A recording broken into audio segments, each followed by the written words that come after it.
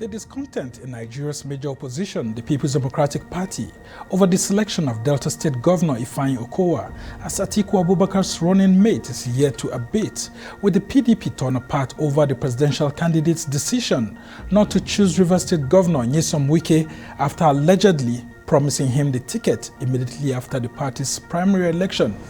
Though there are talks by the party's Board of Trustees chairman that a 9-member reconciliation committee has been set up to meet with Governor Wike, the tension continues, with some state governors sympathetic to Wike boycotting party events. There are also intentions by the leader to see how he brings everyone together.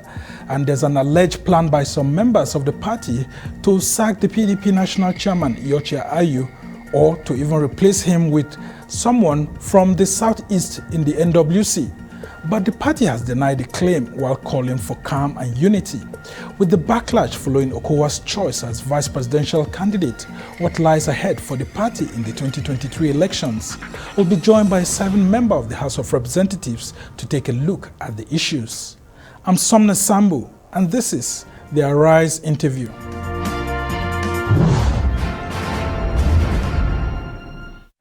Welcome to the show. Now, the Board of Trustees of the People's Democratic Party is taking steps to resolve the post-primary crisis that has followed the choice of Delta State Governor Ifeanyi Okowa as running mate to its presidential candidate, Atiku Abubakar. The party's presidential candidate, Atiku, is to head the Reconciliation Committee, according to the chairman of the PDP Board of Trustees, Senator Walid Jibrin. The BOT chairs advising members to allow the party's presidential candidate and its chairman, Ayu, to return to the country for issues to be resolved amicably. Jibrin says that as soon as Ayu and Atiku return to the country, the process of reconciliation would commence in earnest.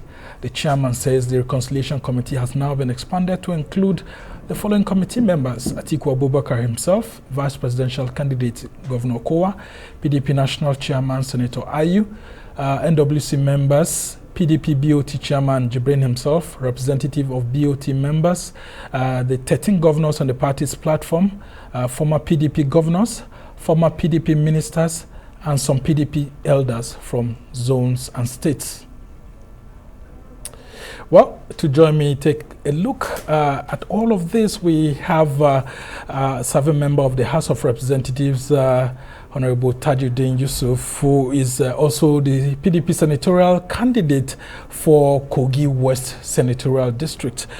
So good to have you. And how have you been savoring your victory as you prepare for campaigns? You nailed it. Praying for campaigns, there's no need to savor. It is more work. The reward for good work is more work. Yeah, I know you contested against Senator Dino Melaye, and unlike when he was in the APC and you were in the PDP, this time you toned down your jubilation because it looks like your brothers within this particular party now. Tell us more about the reconciliation effort you have embarked on first before we talk of the party. That's what it should be.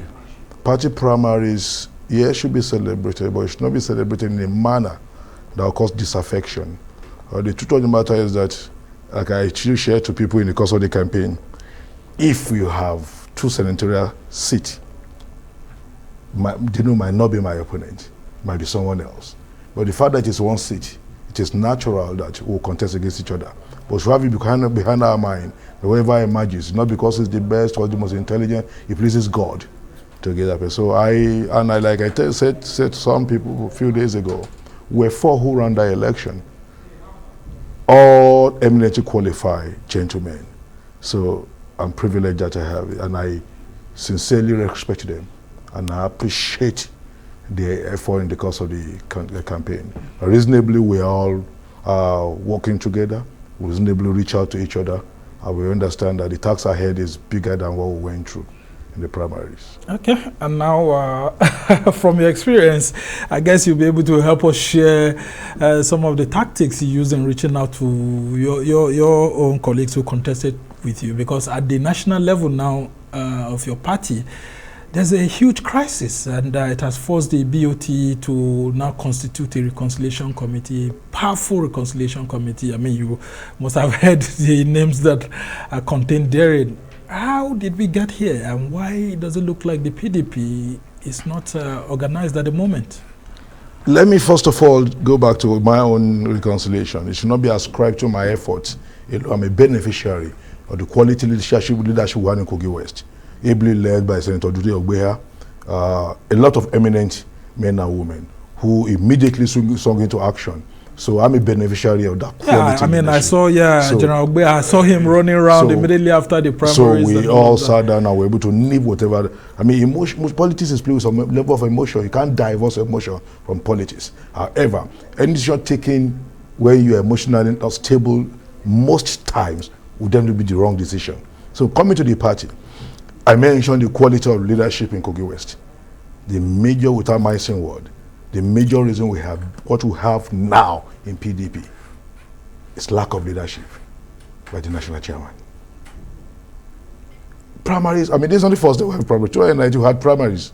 I think that we had more contestants in 2019 than these. Emissions were high and what have you, and men and women stepped in immediately. And we nipped in the board. And Senator Bukola Saraki became the DG. Fortunately for us this time, the Electoral gave ample time. Maybe that's why some people were being, are relaxed. The party presidential primary did not cause much disaffection, in as much as that is where the chairman of the party began to exhibit those tendencies that, to me, led to this kind of crisis we're having. But I must clarify something. I must make something very clear. PDP remained the only party that met the INET guideline as per time, primaries and what have you. APC, the ruling party, how to elicit postponement, adjustment in time for them to meet up. In spite of that, had this presidential primary the last day of that's the deadline. That's why you could not have supplementary primary election for the Senate President, Akpabio and what have you.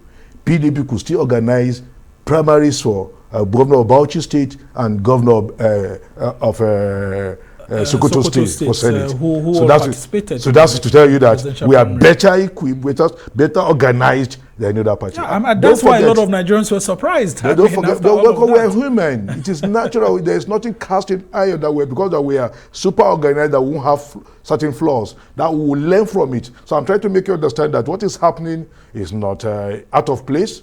However, I must put into perspective that the other parties are yet to even have running mate.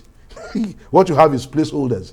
Most of the other, so PDP has even got ahead of them. However, in the course of doing that, there was attempt to expand the scope of negotiation, scope of consultation. Fantastic. However, if you know you are not going to consider the report of this consultation, there's no going to it. And I come back to why I say the major reason we have this crisis is that the national chairman of our party has not shown good leadership enough. He has not displayed, even if you have preferred choice, as the chairman, you have a responsibility to act in a manner that will not anger the other group. Unfortunately, he took caution to the wind. When someone is saying, I read now that he will be part of the Constitutional Committee, he needs to be reconciled. Oh, the national chairman himself needs to be reconciled with party members. Yes. Okay. So, to me, he's not even fit. That is why the BOT chairman is better equipped to do what he's doing now. So, should he be excluded? Should your chair, IU, be excluded from that reconciliation? I must be sincere with you that he will not have the kind of cooperation he expects. So, because I'm being sincere with us, we need to get out of this. We must get out of it. PDP has never failed to solve issues like this, and I don't expect anything less from it. However, dealing with this, the national chairman must take a back role because he's seen as a major architect of most of this crisis. So he take a back role. And why it's even very difficult for some people to listen to him? One, I'm from the North Central, you're from the North Central. When the party chairmanship was zoned to the North and finally zoned to North Central, there were agitation from certain quarters in the North that I should go to the South. But I remember the Southwest specifically. To convince, and the question was posed, what about the presidential candidate emerged from the North? At every forum, he said, I will resign. No, what they said is that he said that if the presidential candidate comes from not central geopolitical zone where he comes from the north, he said that the National Caucus. So he's on quote to have said that actually. Yes. Oh. That's one. Two, his role in the crisis has denied him, has excluded him from being able to be an arbiter. Will not be seen as an impartial arbiter, because it's a known fact that he was a major, if not number one, person that led the campaign against the emergence of Governor Wike. Yeah, I mean, so how do you reconcile? How do you go to reconcile that person? Well, we've always known that Yocha Ayu and Atiku have been close. I mean, no, right from the time we have moved from that. We have done the primaries, vice presidentship. You now say, okay, can we sit down and look at it? Who do we think will complement our flag bearer? Who is bringing more to the table? Which, I mean, utmost respect to Governor Okowa. Most members of the party, stakeholders, feel it should be Governor Wike. And the national chairman felt otherwise. First of all, he denied that there was such decision. Was it the national chairman or the candidate? Because it's the prerogative of the candidate to choose his vice presidential candidate. I agree into two. It's his right, and nobody can take that away from him. But he ceded part of those rights to the party to take some decisions for him. And people sat down. That committee? Yes. So it is his right, it's his prerogative right. If he does not even constitute any committee, he can pick a vice president. But he chose to say, hey, I want input. I want a situation that this is a collective thing and that everyone should have a sense of belonging. And these men sat down, 3 governors, 3 former governors, 3 former ministers, BOT members, and what have you, sat down and said, no, we think that this man is better suited for it. And the national chairman said there was no such decision.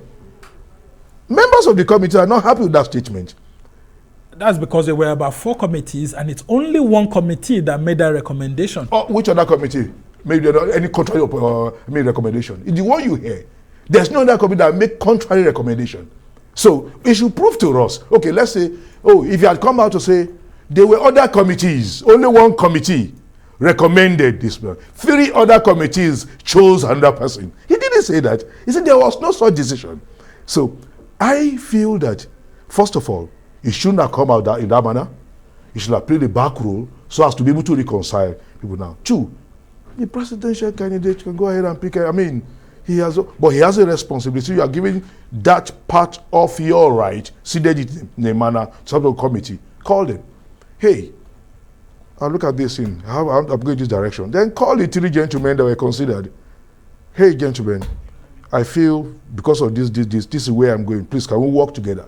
That is the gap that is causing this. But however, like I said, yesterday to some people on an interview, I said, Governor Wike is a committed party man. However, that does not mean that we should take that for granted and those things that are untold. Flesh and blood flows in him, natural. Now, Honorable Yusuf, I know you're very close to Governor Nyesom Wike. Did Atiku Abubakar, immediately after the presidential primary, when Wike visited him, promise Wike that he will be the vice presidential candidate? I was not at the meeting. No, the first meeting was that Atiku Abubakar visited Governor Wike in his house. And the second was that Governor Wike was a couple of governors visited, and what we gathered was that the presidential candidate said, I think I want to work with as my vice president. So that is what I was in there. Yeah, what you were told. Let's assume it was not even the truth. Let's assume it wasn't the truth. But there was now a committee set up for that purpose. Don't forget that Governor Wike never on his own step out, I want to be vice president. I want to be the president of Nigeria. After the primaries, when this offer came, people felt, no, you must not just walk away. In spite of the fact that he felt, I must not chop into this. He said, if the party so consider you, please accept it. So, people sat down in the party and say, we look at what has transpired in the last primary. We cannot take away the whole chunk of followership you command. You are not the pre-flag bearer, but in politics, there are a lot of cleavages. You have a certain group of people who believe so much in you. And our intention in PDP is to make sure that we bring everybody together and have a reasonable united front to confront what we have now in Nigeria. We cannot afford to tell Nigerians that after 7 years, we cannot, upstage this government, the government that failed in all ramification. I'm an economist, and I know that in the last 7 years of Nigeria, in the last 7 years, we have borrowed more than we ever borrowed in 30 years. Yeah, we are going to come to all of that. So I'm trying to make you understand why it becomes more imperative for PDP to get it right. We cannot tell Nigerians that, hey, because of somebody's ego, who could not manage his preferences and get the party to crisis, and will lose direction and fail to come together to rescue this nation from this quagmire. So I feel we have no option than to come together. That's why I'm optimistic. Okay.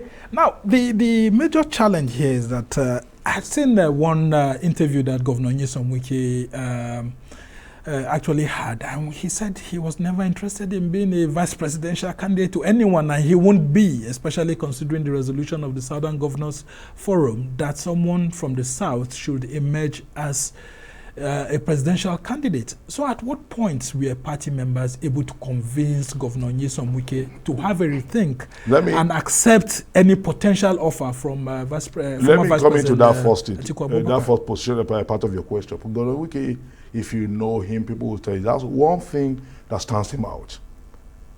He's committed to agreement.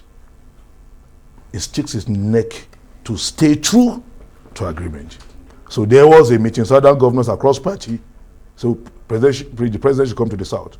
APC, PDP, what have you. So he was committed to the agenda. But you must realize one thing, that change is the link constant thing. And you are not if you are a leader, you don't lead yourself, you lead people. And the day you fail to realize that those who you lead naturally have their own mind, they have their opinion, they want to and they want you to appreciate those tendencies, you look back, you won't find anybody behind you. So all I'm saying is that after the primaries, across all structures of the party, everybody felt, no, we must put pressure on this man to reconsider that position. So some people are now feeling, why did you not to disturb this man? It's better we have just left him to his position. So some people are even feeling guilty that they have to mount unnecessary pressure on him to reconsider that position. So that's why you find some people talking. Most of those who are talking were part of those who went out of their way to say, no, it's not about your decision, it's about our decision. It's about the party, it's about this. And in as much as I sit down with him at any point in time, and he said, now I'm looking for advice on this issue. I know that at the point he felt, oh, I cannot operate in isolation. I'm not just Governor Wike. Governor Wike on his own did not get 230-something votes on his own. People work. One thing we must realize about politics is that there are people who have never met you, but they know Mr. B, C, D. And the trust and confidence they have Mr. B transfer to you because Mr. B recommends you. So those things come to play in certain decisions. But my contention by it is not about a choice that we made or not, a choice that not be made. But in the course of making that choice, the role a natural arbiter, national chairman should play. He didn't play it. He didn't play it. Now, so that's my anger is that, hey, Mr. Chairman, are you just satisfied being a national chairman? Or you should be a chairman who is able to deliver PDP at the center. As it is, I don't see him as that chairman. Isn't Atiku Abubakar's emergence part of that process? I mean, a lot of your party members were calling him the unifier, and I mean, they still are calling him the unifier. He's the best bet that the PDP can throw out there.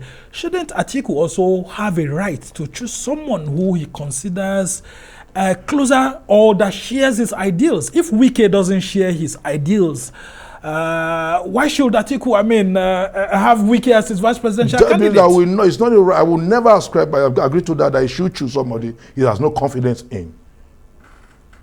Then don't consider him. Don't consider him. If you are not going to put the white smell in it. So, and like I said, my anger, my concern is not about the right of the flag bearer to choose whoever he will. I have nothing against the person of Governor Okowa. I have nothing to question about his political what have you. I am saying that the role my national chairman played in the course of this calls to question his capacity to lead a united front. So do you think that the party should sanction the national chairman? No, not just sanction. How about those who are calling for a sack? The national chairman should honorably resign. He should say that, oh, I told the world that if we produce another presidential candidate, I will resign. He should just toe that line, because going forward now, we cannot be dwelling on this while time is going and want to pray for and of course there's also party pressure on your party that the the presidential candidate, the national chairman and the BOT chairman all come from the north. How worried are you? One thing about the whole thing is that the circumstances in politics play out in the manner that you might not envisage. Those who wanted the southern president, some of us want the southern president, feel that will balance the whole thing, but it didn't come. So national chairman will have been a very, very, very good ways of balancing those things. First of all, you make commitment that you will resign if the president's candidate of the party emerge from this part. It has happened. 2, your role in the course of resolving the crisis further put fuel in the crisis. So you are not qualified, morally qualified, you are not in any way qualified to sit at the table to reconcile men who don't believe in you. Because one thing about reconciliation is that you are coming to a table with arbiters you can trust. Men you can say, okay, have my interest. So if I'm coming here, I'm sure with this man on the other side of the table, I'm sure of equity and fairness. People will not have such about him. So he is seen as one of the major ambassadors of the crisis. So how do you sit at the table? Or how do they sit? Maybe, let's assume you are not part of the whole thing. They now bring the report to you. Certain reports were brought to you and you threw down the table and presented the one you will. So how would they trust you? So we must first of all deal with the issue of trust. And that is where, if genuinely he wants PDP to win, he should exclude himself from that seat. And now he's outside the country. Some people have been posting some messages on social media, and even some reports saying that they have tactically eased him out. But he has denied that, saying that he will soon be back to the country. I don't have that fact. We had the BOT chairman supporting that fact. I don't dwell on rumors. Yes, I don't have that fact. But you are from the North Central. Yeah. How bitter do you think people will be if Iyorchia Ayu is forced out or he's forced to resign? Don't you think your own geopolitical zone will feel affected in the party? Thank you very much. First of all, when the process of bringing him down came up, this came up, and the position was canvassed that, hey, if you come this way, you will leave. 1. So I see my geopolitical zone, people that have men and women of various sense of judgment, value, virtue, who we understand that no. First, if we want to win an election, we cannot have the oppositions in the north. 2, this man gave his what should be his bound. It is not. Yeah, but it wasn't written on paper. I mean, he may have said it carelessly. After a lot of aspects of the British Constitution are not written. Quite a lot of part of that Constitution is not written. Those laws are not written. Does this stop those laws from being taken its course because they are not written? That's one aspect. 2, North Central, we have Benue as the only PDP state right now. So, he's from Benue. We have PDP governor Benue. What extra is he bringing to the table for North Central, being a national chairman? Yeah, I'm surprised that his Governor Samuel Ortom is even against some of the decisions he took. I thought that they were very, very close. He supported his emergence as national chairman. He went on personal voyage. National chairman went on his own personal voyage. I was thinking that after the presidential primaries, he would tone down. Because I feel he didn't act well. He has a right to support his choice. But I still feel the manner it was done. Then after the primaries, he went to Itamua's house and said you are the hero of the convention. You didn't visit the man who came second and what have you. So that's sending a signal that, hey, this man is not reconciliatory. He's not looking beyond the primary, you just mentioned something now about the Kogi West thing.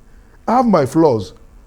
I'm not saying I really don't well, but people came in and helped because leaders, that's why leaders are leaders. They came in to stamp whatever it is. He, by virtue of being the chairman of PDP, has that responsibility of downplaying his emotion and whatever.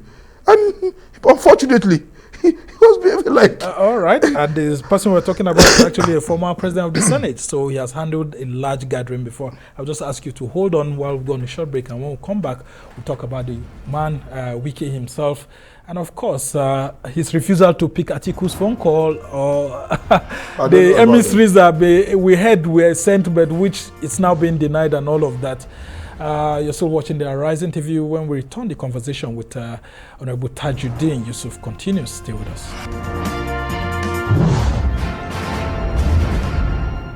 Welcome back to the Arise interview, where we speak to the newsmakers as well as ordinary people doing extraordinary things around the world and featuring the voices at the heart of the conversations. I'm Somna Sambo, and my guest is still Tajuddin Ayo Yusuf, who is the member representing Kaba Bunu Ijumu Federal Constituency of Kogi State in the House of Representatives, and also the PDP senatorial candidate for Kogi West in the 2023 elections. And we've been discussing the issues in Nigeria's main opposition, the People's Democratic Party. And I come back to you. How would you say Nigerians should rate your party in terms of addressing some of these grievances? Because it looks like the party is in disarray at the moment, and it's not uniting very fast, and that may cost it a lot of members, especially in the era of this obedience phenomenon that's going on across the country. Don't you think if PDP doesn't resolve this thing quickly, you may lose some of your members to Labour Party?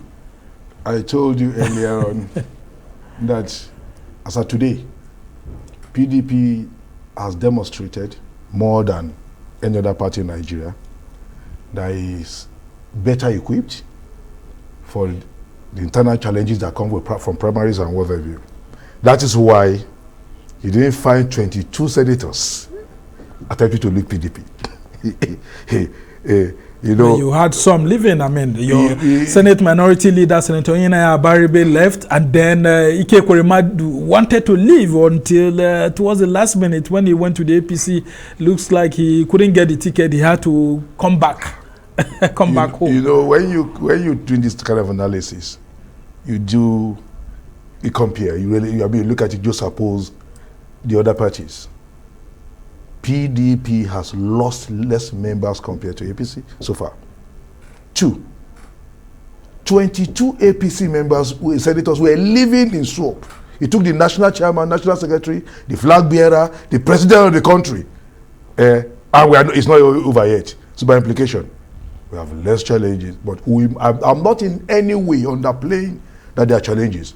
But all I'm saying is that PDP, because of the manner in which you did our primaries, is more transparent compared to what we had in other parties. So an average politician will give an excuse if he loses the election.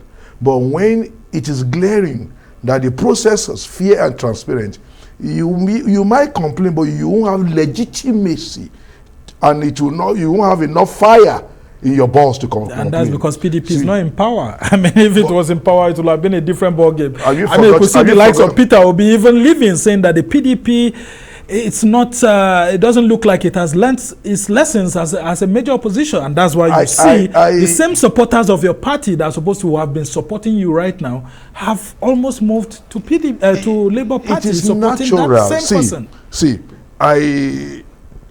You can't be a champion without getting to the ring. You want to be world heavyweight champion, and you look at it that the ring is not properly organized, the opponent is too tall, and you step out, and you want to be a champion?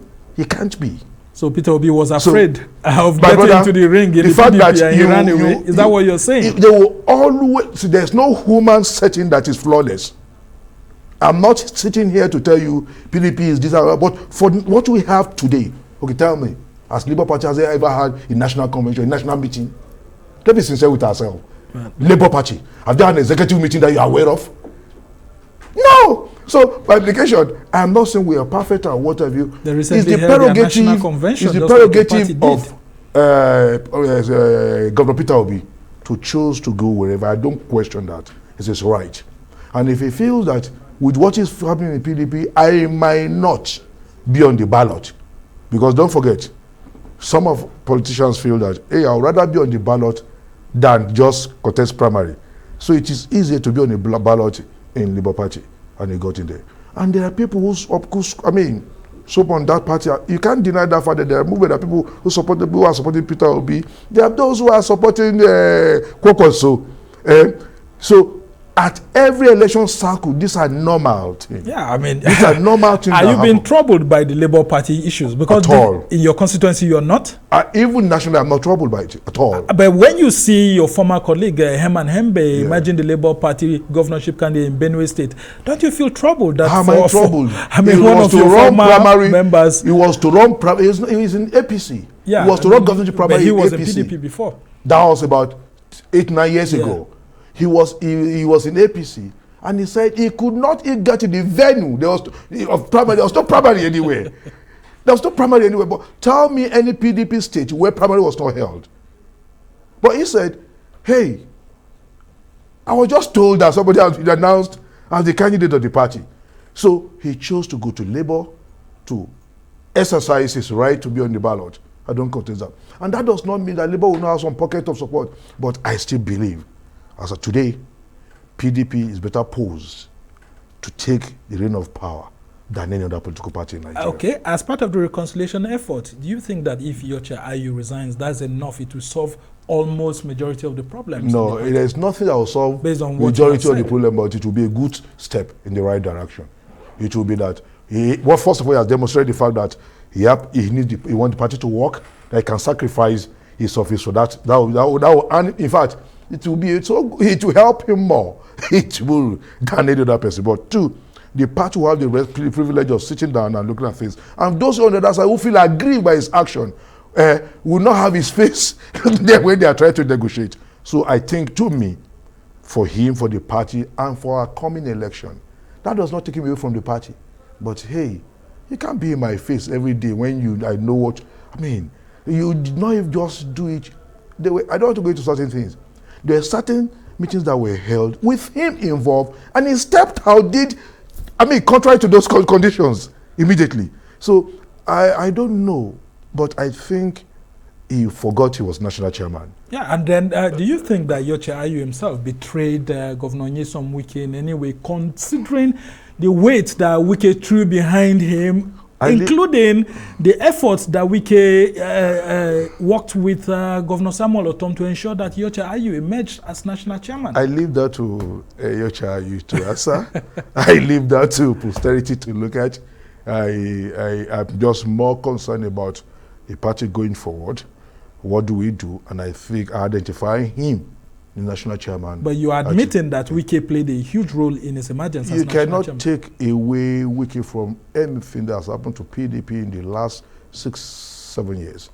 In the first 1, 2, 3 months of our losing power, the first major gathering of PDP was in Port Harcourt. The Port Harcourt retreat of 2015. So you cannot, the moment we became an opposition party, you cannot divorce Governor Wike from everything PDP has done. So he was instrumental, part of those who did it. But one thing about politics is that you might find me supporting Mr. He, not because I know Mr. He, but because we are a team. And somebody in our team knew Mr. A. So I transferred the trust I have in somebody in our team to Mr. A. So I'm not sure he knows the hierarchy sufficiently. Yeah, okay. But you won't also divorce Wike away from the problems in the party. Remember when Ali Modu Sheriff was interim chairman there, and then, of course, it came to the McCarthy and all of that. There were allegations then that Wike was also sponsoring some of the crises in the party. Which of the crises? Which of the crises? As at then, when especially Ali Modu Sheriff was standing tall and doing all sorts of things, and then the court case that ended up at the Supreme Court, it was only when he was very sure that the party was strong and had won that he started retracing his Whoever gives this narrative is not being fair and is not. I must be very sincere with you. A privilege to be. I was very at the heart of those things. I was the secretary of the PDP caucus in the House of Reps. I was involved from day one. Governor was at the forefront of rescuing the party. Okay, how about in 2019 when elections emerged and he wanted to force Honorable Chinda as a minority leader in the House, contrary to Honorable Elumelu, which caused a lot of division in the House of Representatives. Thank you, you raised this.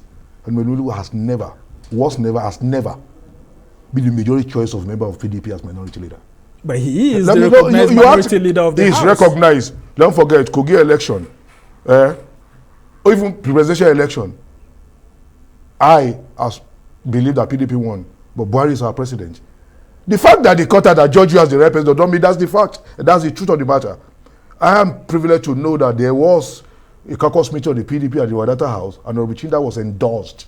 And let me tell you, he never, I repeat, never nominated Honorable Chinda. He cautioned when the idea came, hey, why must he be Chinda? It will send a wrong signal that with national chairman from Rivers. But members told him, hey, we've looked at us and we are picking on merit. The then minority leader was the forefront, Honorable Leo Ogo, suggested Honorable Chinda, marketed Chinda to all of us. So it was not Governor Wiki. And are you saying that Governor Wiki would be interested and so much interested in that I won't get it? He never was part of, or we were left alone. Since we were the one that said we were convinced that Honorable Chinda should be the majority, we were left to pursue it. So I beg to disagree. Okay. And let me go further. Okay. Let me go further. There was 96 signatories to endorse Honorable Chinda. The party wrote to National Assembly submitting Honorable Chinda's name as minority leader. But through the influence of Wike. So you say. So the Wike forced the PDP, the NW to write that letter and wrote Abaribe too for Senate. Is that what you're saying? My brother, the next thing that happened was that the National Assembly, the Speaker of the House of Representatives announced Elumelu and said there were signatories by minority members to endorse Elumelu. TJ Yusuf rose up the next day to have the voter proceeding so as to see the signatories that signed and endorsed Elumelu. Till date, it has not been produced. So it was a coup against your own party. Till date. So don't come with that. And don't forget that there was a court pronouncement that clearly stated that Honorable Chinda remained the PDP caucus leader, which has not been challenged till date, because the facts are there. So it wasn't Governor Wiki. It wasn't Governor Wiki. I am a principal. Elumelu was eventually recognized by the party as the minority leader. Because Honorable Chinda himself, after 2 years, went to the party secretary and said, hey, I did not want to be in the minority by all means. It's not a do or die thing. For us to move forward as a party, can we stop the suspension? Can it be lifted and allow them to operate? Go and check the fact. Okay. He led us there to say, please, it's not must have. I want to see the party on his feet. And if my minority leader will be the major class, please, let's move forward. And can I tell you, sorry, my brother, did you follow the House of Reps in 2015 to 2019? Did you follow 2019 to date? Do you have a vibrant opposition platform? Are we saying that actually we have the best of our kind? Part of the reason why we're here is that the PDP has not been able to have a good opposition in the House of Reps, and the House of Reps happens to be the bista, the voice where major agitation and confrontation to opposition activity and to midwife a better alternative. That is the cooking place. Okay. Now you have excused Wike from all of this. Would you also excuse him from the issue of Uche Secondus, the role that Governor Nyesom Wike is said to have played to ease out his own townsman? I mean, his own statesman from the position of national chairman of the party. He never had his involvement. He never. So why would I be exonerated from it? And some of the party members say that's also contributing to some of the challenges. Can you in any way too execute Governor Wike for the emergence of Secondus as national chairman? No, of course. So we all know the role that Wike also plays. That's putting good. Secondus as So, the national chairman. in one breath, he supported him for support. Chairman, that was a good man then. When he's not supporting him to return for second time, he's a bad man. What you must understand. Members. No, who are the party members? Some of your party some of my members, party members. One thing we must realize is that politics has its very dynamic nature. I cannot sit here and tell you, oh, I have the facts or what transpired, but and I know that there were gaps between both men. And through. That brings back to why Ayu should go. If you want to have a Southern president, you should have a Southern party chairman.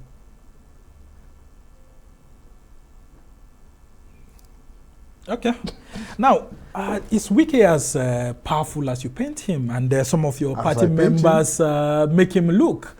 Because he's, I mean, some of the leaders, the way they are visiting him and all of that, they are making him look like the supreme leader of PDP. Is Wike the supreme leader of the party? No, PDP has no such things.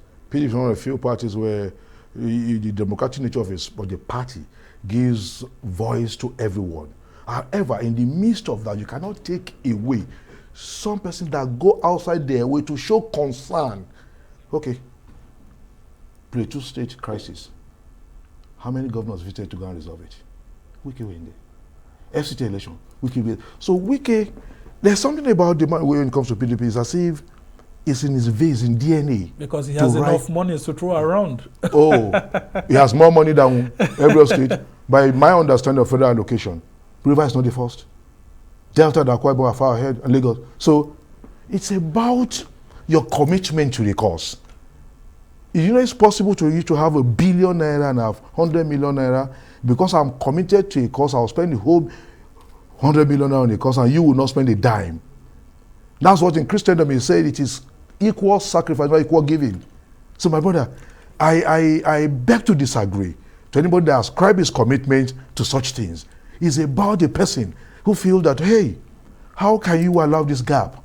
What can we do to make this happen? And it became so much that party hierarchy realized when there is need for us to move in this direction, who do we seek to come in and make sure things happen? So it is not that he put himself for it, because people find him almost, at a point, almost the only person available to help out. So I want to disagree from those narrative. It's for other people to rise. I remember former Governor Bekarfi, when he was Katika chairman, he said at a point that they will call some governors 30 times, they won't pick. But the moment they call Wike, he picks the call. What's happening? What can we do? So if you are in his shoe, who will you call next time? Will you call the man who refused to pick your call 30 times? Or the man who return your call immediately? Yeah, but this same Wike also threatened the PDP, where he said that if certain things don't go his way, he would do certain things. And I said it's a human. And so many BOT members, party leaders, former president didn't like such kind of a statement. He seemed to have been threatening the party. I will not sit here and say, Governor Wike has always been this good right man in all situation. But there must be certain reasons that led to that. I remember one. The PDP announced Port Harcourt as venue of convention. And some person said no. After it had been announced by the National Committee, date was fixed. Some person now felt they should move it out because they felt their interests would not be protected. And they felt, what? So how will you humiliate us? Why do you now? We are already making effort to make sure we have a grand, convention and what have you. If you do this to us, no, we'll fight back. On a more serious note, how will you feel if your party announce your place as a venue of a convention and you're making every effort? Some people now feel, because cleavages and what have you will always come up with issues why this should not be. But what you must do as a leader is to look at it and juxtapose and look at the balance of forces and look at it. Hey, we can, and it's on record that one of the best convention in Port Harcourt. He supported Governor Tambuwal. Atiku won. Nobody raised any eyebrow. And that's why we're surprised. Why didn't Tambuwal support him this time around? You could see that decision Tambuwal took. It was almost like at the end, it just settled the entire matter. That is politics for you. I will not sit here to, I'm not into Tambuwal's mind, and what have you. And like I said, the presidential primaries was done and dusted with. So what should Atiku do now to assuage the feelings of Wike? What is that one thing that Atiku can do that will make Wike to calm down? Since it's no longer feasible for him to be the vice presidential candidate. Atiku is a very seasoned politician. It's an attempt like, how do I put it, a kindergarten child attempting to tell a professor of literature the story of Larutimi. So I am not. Those are not to blame. I'm not in that. I'm not that qualified, but I could say that it should make hay when the sun shines. And as we try to round off this conversation, there's this conversation that Wike has refused to pick the calls of people in Atiku's camp and all of that. Must Atiku meet him face to face before there can be a reconciliation?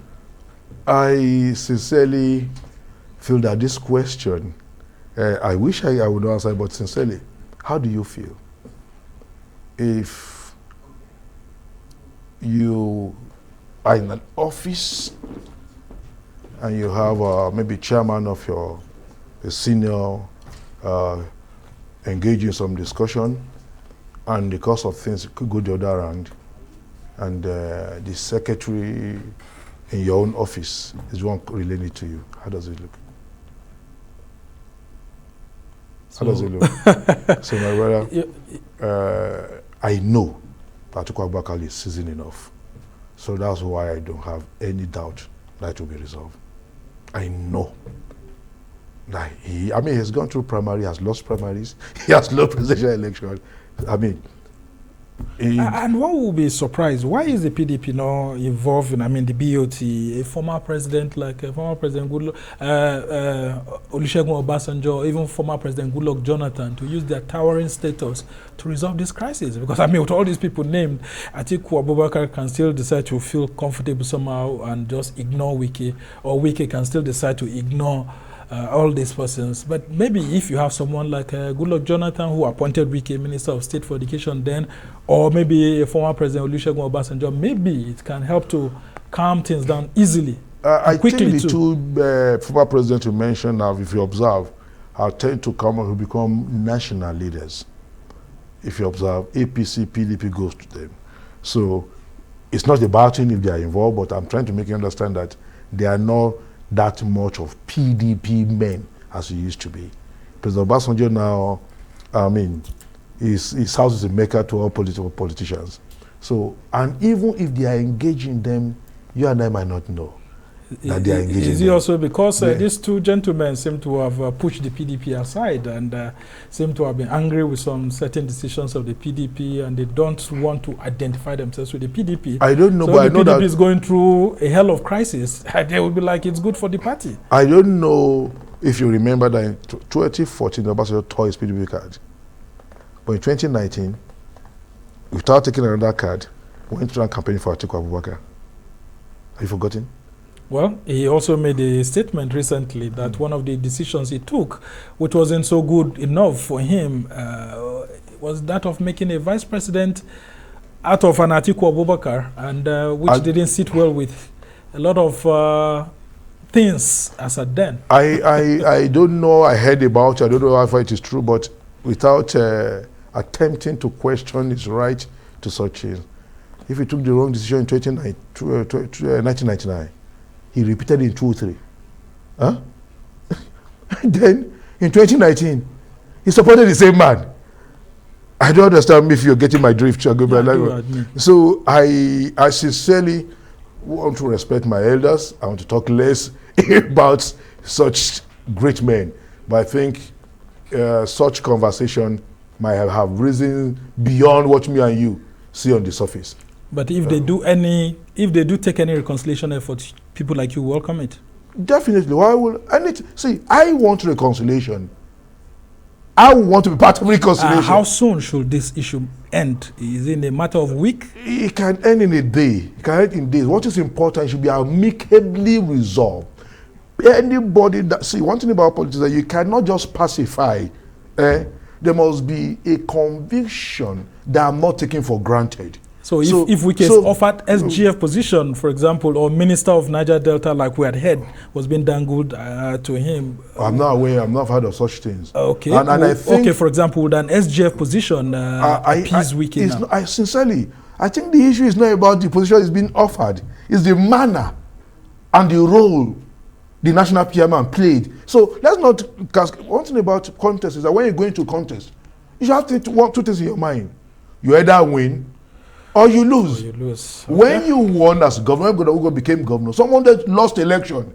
So it's not about the fact that he lost or what have you. We are saying that, oh, why do you bring this thing to the table when you know it's not available? Okay. So then, why are you as a national chairman being the one going around to, castigate and run down? All right, we must thank you so much. I'm afraid this much time that we have.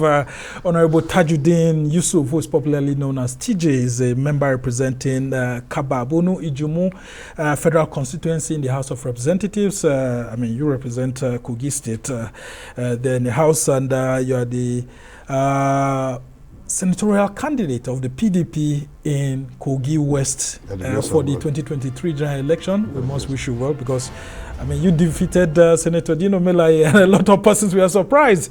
But we can only wish you well as you go into the main election. And we hope to have you some other time. And it's been a very fantastic conversation here with you on the issues in the PDP. Well, that's how much time we have this time around on the Arise interview. Do join us again tomorrow from me and the entire team here in Abuja. Goodbye and thank you for watching. I'm Somna Sambu.